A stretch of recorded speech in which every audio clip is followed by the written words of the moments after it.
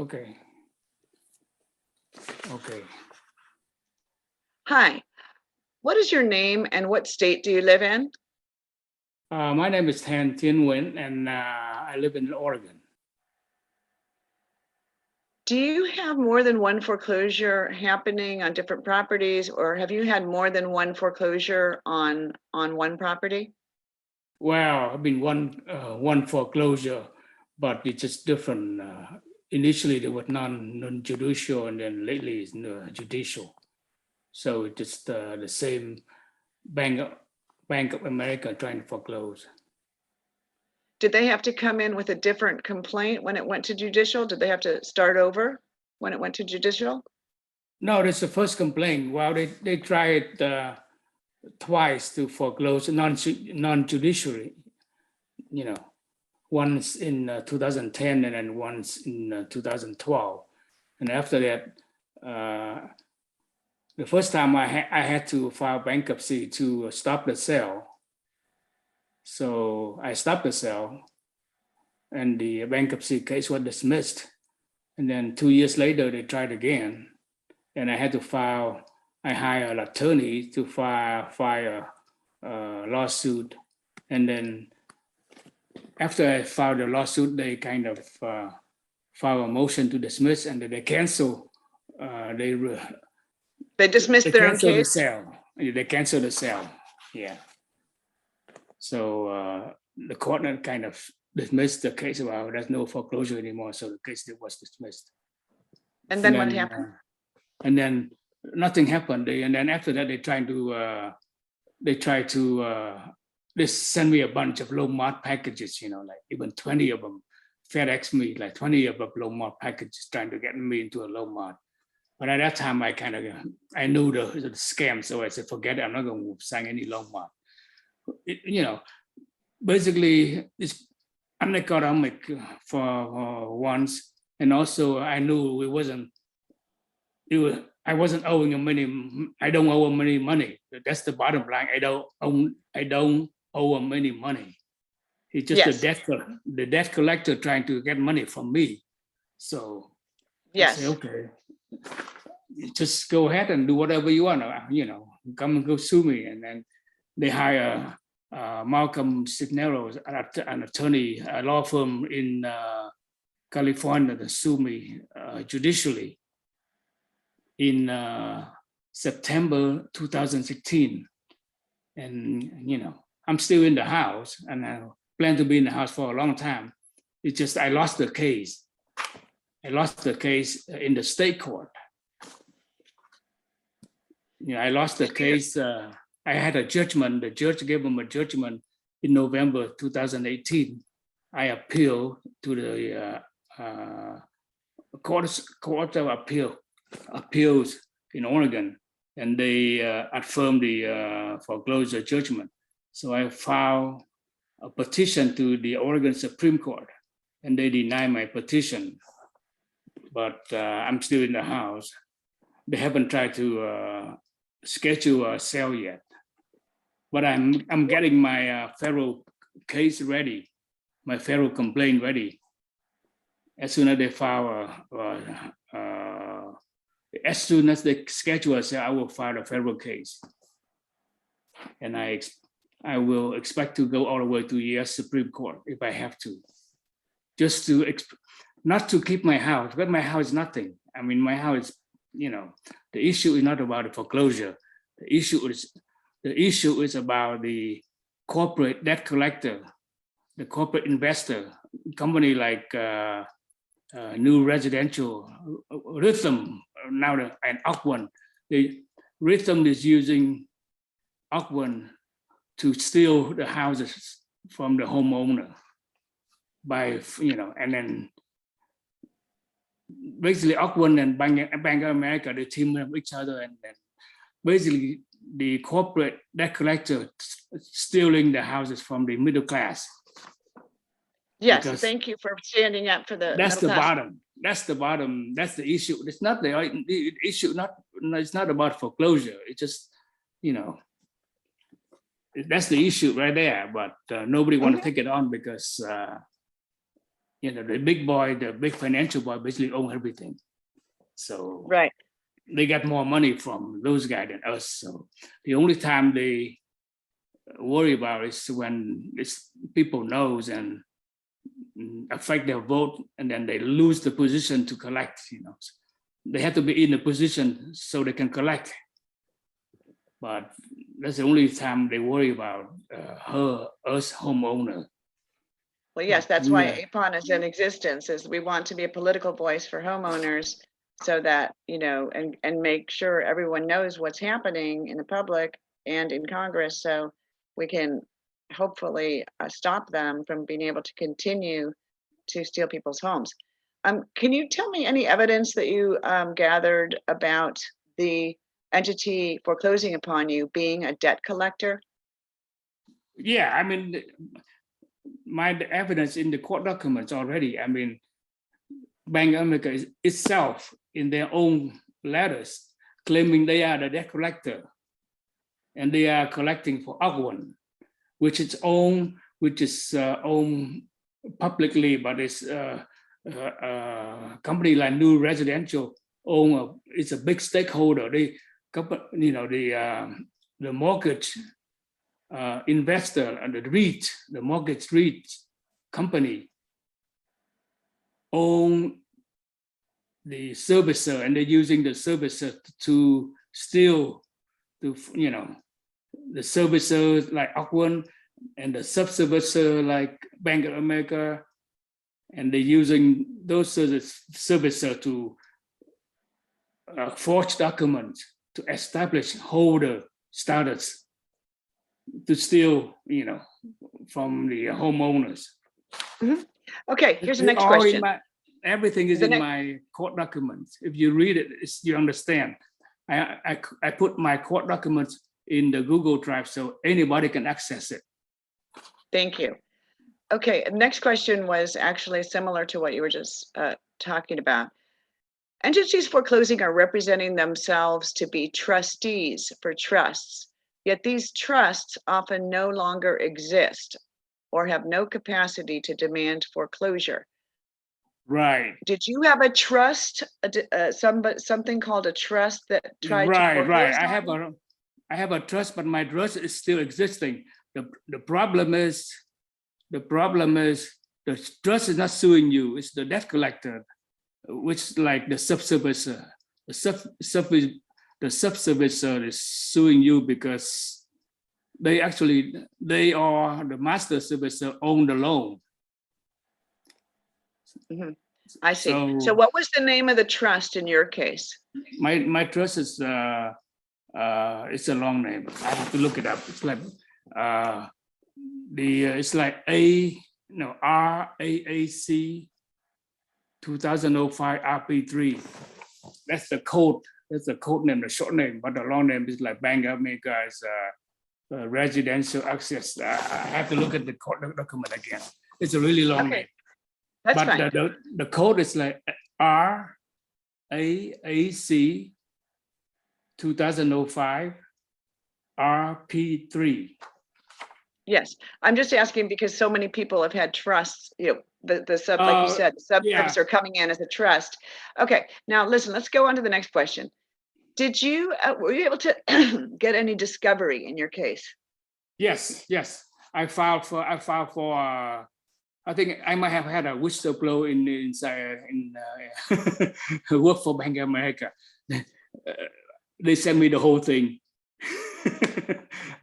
They sent me the whole scam from the Oh, what you discovery. mean, wait, oh, wait a second. So you got in touch with the whistleblower?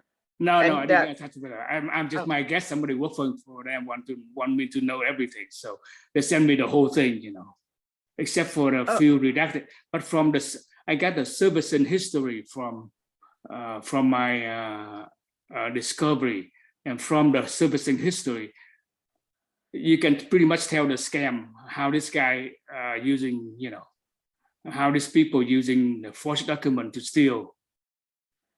You know, it's all in my servicing history. So from the servicing history, I found out the people who owe my loan, not who own, but who would benefit from the sales of my house, it's APON. It's not Bank of America. Bank of America is a debt collector. They are collecting for APON. I see. APON is a master servicer of my trust, together with another 300, 370 other trust. That's what they. APON is the benefactor of whatever sale proceed. What was your experience? You said many people, I don't know if you know this, but many people cannot get any discovery in their case. What happened? Right. They get smart. I got lucky also. Back in 2015, I somehow figured, well, maybe I should get a trust report, something like Bill Patalo would do, from Bloomberg database. So I paid this guy $150. And he gave me a full, like a Bloomberg database read down from my loan. Yeah. So from that, and then from that report, I know my loan was being paid down. The loan was being paid from the trust's own fund, because if you look at the report, they were collecting 7.5% from the homeowner, whoever is still paying. They were collecting 7.5%, but they only pay out like 0.5%. So that's a 6%. They're making 6% on the balance of the loan. That's why they're making money. That's why my loan. That's the scam. That's a scam from a scam from APON. Did you get any discovery from the foreclosing parties in your case that was filed in your case, in your court docket? That's what I got, the servicing history from my from Bank of America. It's like 2,000 pages. Wow. Okay. Thank you. Yeah. Did you experience any due process violations in your case that you're aware of? Well, I wasn't sure because I was learning as I go. Okay. I was pro se, and I'm sure I was, I was kind of ganged up by the judge and the attorney. I was fighting against 4 attorneys, and I was learning on my own. I was pretty nervous. The first few sessions, but after a while I realized, this guy a bunch of crooks anyway. I shouldn't be nervous. So they were nervous of me because they knew I know what a scammer was. So I wasn't nervous anymore. I mean, I say this guy is nervous now because I know they're crooks. Everything as I'm saying, or I said, is in the court record, and they try they're hiding the court record, because when you go in the excuse me, when you go on the Oregon website and you look for my appellate briefs, you couldn't find it. There's a scam going on, because if you're looking for the briefs of the cases where the homeowner won or there were dispute, you couldn't find it. But if you're looking for a brief that the bank won, you can find it easily. So that's some kind of some kind of a flag, it's computer, the database management company or whatever in the contractor for the state. This has some kind of flag, I went on the system and trying to find out my own briefs. I couldn't find it. Yes. But I go for trying to find the brief. That's how I learned to write appellate briefs. Look at them like existing briefs, Yes, many people have been tried to go to like a law library and look up in like Westlaw cases, and you're right. Did you do that? Is that where you found that you just couldn't find those cases that were? You couldn't find a case where where the fraud was exposed. You couldn't find it. Yes. Okay. Did you try to find an attorney in your case, or were any of the attorneys you No, turned? I had an attorney. I had an attorney once. For my second non-judicial, I hired an attorney. But I talked to like 13 attorneys before I decided to go pro se, because most of them kind of tell me to file bankruptcy again, to stop it. And then most of them, and I also look at other cases, people spending, I know a few cases, people spending $150,000 and still lose their house, because attorneys, most of them, I'm not saying all of them, but most of them play by the rule, play by their rule, I know my case was a case of misrepresentation and fraud, but if you hire an attorney, they will try to get you off or delay your foreclosure or by finding technical stuff, like, oh, you have to do this first, you have to do this, you have to legal issue, technical issue, basically. But they don't want to touch the main issue. It's like this guy, Bank of America, is using the trust name to sue you, but actually they are trying to collect for APON. That's the main issue. And then the main issue is the paperwork, the forcing paperwork, and they don't even want to touch it. They say, well, we'll get you up because they're supposed to do this and you're supposed to do that, but they don't want to touch the main issue is fraud. Thank you. They want to get you up from the technical issue. They want to play by their rule. I don't want to play by their rule. I don't care about a house. I don't care. I mean, my principle too cheap for. To sell. That's why I don't accept the low mod, because I'm not going to be bribed for a couple $100,000. You know what I mean? Mm-hmm. Yes, yes, absolutely. That brings up. So, did you find robo-signed or forged documents in your case? Yeah, it's in my. They even admitted they even admitted in their document. We print this note, and here's the note to the court, and the court say, the judge said, "Well, they look real to me."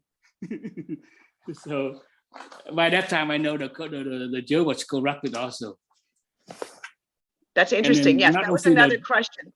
That was the next question. Did you learn about any conflicting interests that the judge in your case had, which they did not report? Well, not conflicting interests, but the whole state court system is owned by the banks. Either owned by the banks or they lack the courage to do what is right. Absolutely. Did you ever hear of attorneys, or did you ever have an attorney that you thought was actually good and fighting the case the way you wanted to? The trouble, the good attorney also have to feed their family. So, Mm-hmm. Have you heard of any good attorneys that got disbarred in your state? I don't know if you have any good attorney.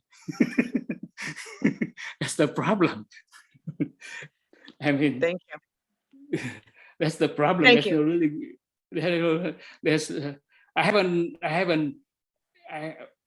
I know most of the attorney involving either foreclosure defense or foreclosure offense. Stealing the home. But most of willing for the. They just. I know what law firm will work for both sides. One side work for the homeowner, one side they just want to motion back and forth to collect fee. It's really hard to find people with principle. It's sad to say, but it's difficult. It's difficult to find people like Bruce Jacobs. It's very difficult. Yes. What has been your experience in joining any class actions or multi-plaintiff actions for homeowners? The key to find an attorney willing to do that. You know what I mean? Yes. APON has been looking. Yes, APON has been looking for an attorney that might be able to do that. And unfortunately, so far, it's just that they want so much money and they want so much organization that it's like too high of a bar to get over right now. Right. Well, I think the stigma is saying, well, you haven't been paying. Also, there's some kind of jealousy because most people go by kind of unwilling or also because of their situation. I know even before I stopped paying, I talked to people say, well, you don't have to pay because they don't own your. I knew kind of. I have a feeling it wasn't the guy who really lose money, because before I went through all this, I actually tried to sell my house. I said, well, I cannot pay, so I'm going to sell my house, and I move out to rent. So when I list my house, I say, but if they pay me this much, I will sell and pay off all the loan and move out. But when I realized, well, something fishy, after I discovered my assignment of trust deed, my fourth assignment kind of fishy. Why do I have to do this? Because Bank of America was filing an assignment of deed of trust, and Bank of America's employee signed as America's employee, and I knew America was no longer around. And I say, why do I have to do this? So I kind of curious. That's why I started learning about all this securitization, and I realized, actually, I realized this guy all paid off. Americans already paid. Whoever bought my loans already paid, and the guy who after me is not really. They didn't lose. Later on, I found out after all these hours I put in, I realized this guy don't lose any money. They just taking advantage Yes, of the situation. Yes. And later on, through my court discovery, I discovered that I have the evidence. Yeah, before that I was a suspicion only, but but I read financial. I'm also trading the stock market, so I know. I read APON and I read all this mortgage REITs, financial 10K and the annual report and all that stuff. And I knew the scam. I knew as an investor, it's how they want to do this, because they're using the trust fund to pay off the loan, and then they start foreclosing. They just take the money. That's the scam, because the big spread, the Fed lower the rate to 0, and then the rate they have to pay the bond is like 0.5% over whatever the Fed, the LIBOR rate. So it's like 0.5%. Back a few years ago, it was only 0.5%, and they were charging the homeowner 6.5%. That's why the big spread. That's why you look at the trust report, all the bonds are paid off, because it's a big spread, and then there's money left over. That's why people don't understand. That's why now you cannot get a trust report anymore unless you are a private investor, because they knew before it was public. You can go to a terminal and look up the bond balance, and but now you cannot do it anymore. Even Bill Patalo cannot do it because they know the bank say, well, we better stop doing this. The bank will tell Michael Bloomberg, we better stop publishing this report. So now the big boys are people like New Residential own the private investor, what they call the private investor. They own the bonds. That's why those are the one who trying to foreclose. Not the trust. The trust. If you go to federal Article 3 standing, the trust had no standing to foreclose because they have not lost any money. There's no damage. You can claim, you can file a lawsuit if you have no damage. But if you go to the state level, you don't have to be. You just have to be a holder. You just hold a note. You have to hold supposedly a copy of the original of the note, and then you can foreclose. Because the big investor, corporate investor, they bought off all the state legislature and they changed the rules. So you don't have to be. You don't have to have Article 3 standing. That's federal. You just have to be a holder, the note holder, to foreclose. Anybody can, I can print a note and claim, "Oh, this is the real note. I'm a note holder. I can foreclose. I can steal your house because nobody's after you." That's what they blame. But and knowledge. I mean, even the judge may even own all this LLC that own the notes. supposedly claiming the owner of a note. You never know. I mean, it's a big game, but I don't really care. I'm thankful I'm in the States and I don't need a house. You know what I mean? Well, what has So- been your experience? Yes, well, obviously you're aware of a lot of illegal things that are going on in foreclosure court. What has been your experience in getting help from any legal aid organizations, the CFPB, I think or I any think FBI or other government officials or none. agents? I wrote. Well, I have a letter I just sent it to Department of Justice. You know, CFBP. You know, they are owned by the big boys. I mean, big contributor, whatever. So I don't think that you do anything. You want to make enough noise so people realize, you know, you're not the dummies and you know what's going on, and you make enough noise, they leave you alone, you know. So, Yo. no, they are financial guys. So you make enough noise so they realize, well, it cost me more to foreclose on this house. It won't cost me $1 million for foreclose on this $400,000 house. Maybe we should leave them alone. You know? They were already cost them over $100,000 in legal fee to trying to foreclose on me. So that's why I'm still here. All right, thank you. Is there any final statement you want to make about what happened or what you think should happen in this country? I think the best course for us is to do a class action, you know, and you have to find an attorney, or you have to tell everybody, you know, whoever not pay mortgage maybe pay this much a month to pay the attorney, you know. That's the only way you can. You have to make it. You have to make enough people aware. It's not a bunch of deadbeats not paying the mortgage. It's a bigger issue, you know. Look at now. It's a big. Like I kind of agree with what Patrick, that is a macroeconomic issue. You know, the Fed lowering the rate. Fed low in the rates to so low that create an opportunity for the corporate investor. So they come in and they, you know,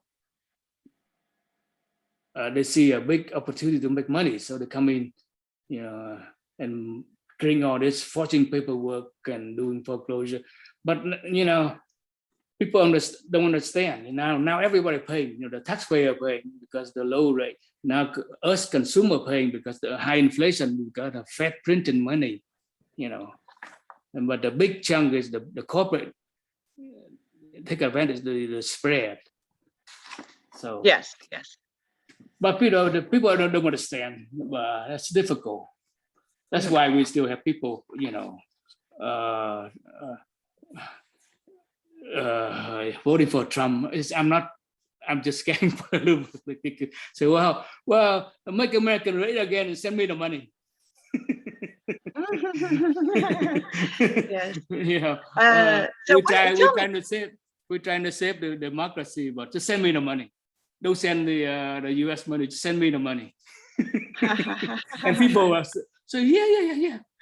And people were stupid enough to send it in. You know, I got money. I got email from both sides asking for money, and I realized the same thing. I'm also criticizing Obama. You know, the reason we have Obama. Well, I'm just not just my opinion, so I might get sued, but I'm just going to say out loud. The only reason Obama got elected is because Bush screwed up so bad. And the reason Trump got elected because Obama screwed up so bad. So I don't know it's like both parties. That's right. You know, both parties Obama, are working for the banks. You know, yeah. You look at Obama lost the election by 70,000 votes, right? Yeah, Obama, no, not Obama, but the Democratic lost. Trump won, I should say, Trump won by 70,000 votes. How many people got foreclosed between 2008 and 2016? 10 million. 10 million, I'm sure more than 70,000 people got pissed off. Of the people who got foreclosed got pissed off. Sure, that's part of it. Yeah, definitely. Tell me something. That's a big part of What it. You about, look at, one more thing. I'm sorry. There was another question I meant to ask you. What would you say could you describe some of the damages to you and your family of having to go through this? yeah, the damage. It was original for fraud. My loan was a consolidation. The guy told me, the broker told me, well, it's a consolidation. So we consolidate all your non-secure loan into your first mortgage. You can save. They told me because they told me I can save $150 a month, and also get $10,000 cash out. Even though my new first mortgage will be about $600 higher, 2.5 points higher. It's like 60% higher balance. I still save $150 a month balance. Payment, monthly payment. I would save $150. That's why I signed up. So, wow, I saved money and I got cash back. It's a good deal, right? It was a good deal.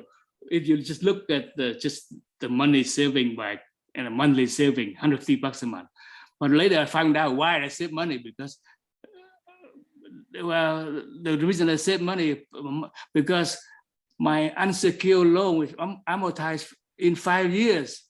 So my payment was higher at that time. And my new mortgage amortized 30 years. That's why it's lower. They didn't tell me that. I would have not signed the loan agreement had I known about it. But later I found out, wow, I got curious. I find out why they got 13 grand, I got 10 grand, and my monthly payment is lower. There got to be a catch. And I sit down and work out through all the numbers. Realize, wow, there's a catch right here. My unsecured loan, which were consolidated, is amortized, were advertised over 5 years. And my new first mortgage is amortized over 30 years. That's where the saving came from, not the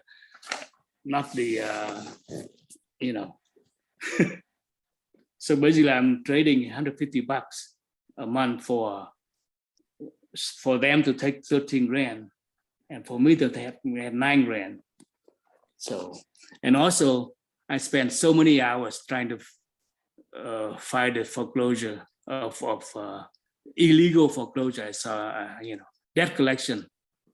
1,000 hours. If you take all the hours and the rate I will, supposed to get paid, it's more than the house worth.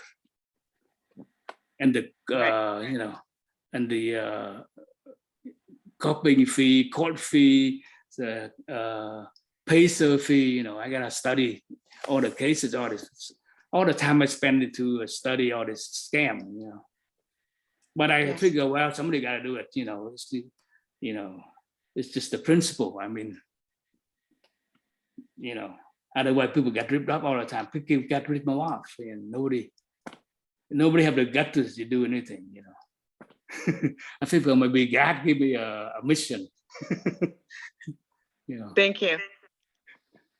Maybe I could have said, I could have accept one of those loan mark they gave me, back in 2013 after my second non-judicial. But I say, well, it's like accepting a bribe, If okay, if I don't know if it was okay if I don't know the scam, but now I know the scam. It's like taking a bribe or like it's going along with the fraud, just to get